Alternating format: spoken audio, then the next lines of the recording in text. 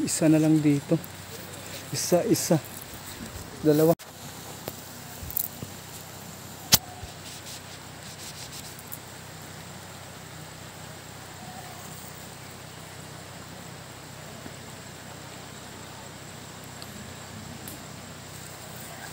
Yan lang, wag na gaano kayong lalayo.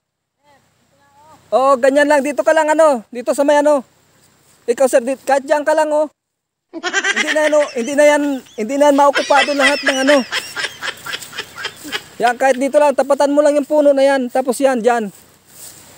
Dito ka banda Portalyo, dito ka. Di, pre. Portalyo. Yan, dito ka banda. Yan. Okay na.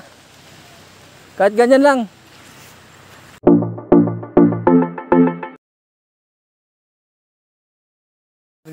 May dala kang damit? Dapat nagdala kang damit. Hindi na kadala sir. Nagdumadali.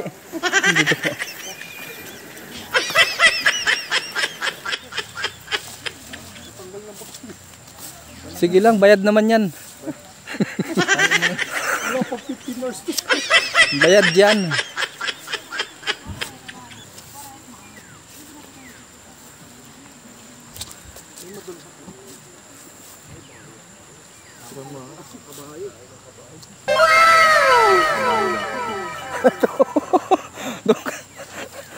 Doon ka mga kapay puti.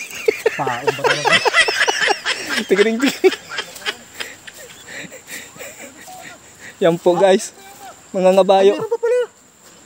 Ang balikan nyo.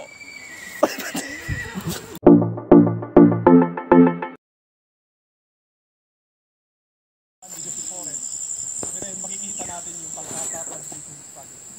Okay? So 3 years na po ito. Kung makikita natin sa likod, ito yung 2 years old palkata. Kung tingnan niyo po, yung iba nasa middle pa po, pero malalaki na po siya. So this is a fast growing species. Galing pa po ito sa Mindanao. Minigrate natin dito para ma-introduce natin, and then so ang concept natin ito is na-sustain. After 8 to 10 years, i-harvest natin ito, gawin natin veneer and plywood and papel. Okay? So again, ang planting site natin is nandun. Kunting lakad lang, ikot lang tayo.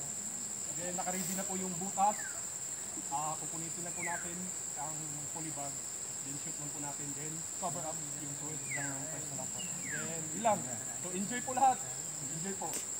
So thank you and welcome sa Mamulaw, Palayan. Ilang pa, take photo muna tayo habang nandito tayong lahat. Pagbilang ng 3, matanggal yung mga payong.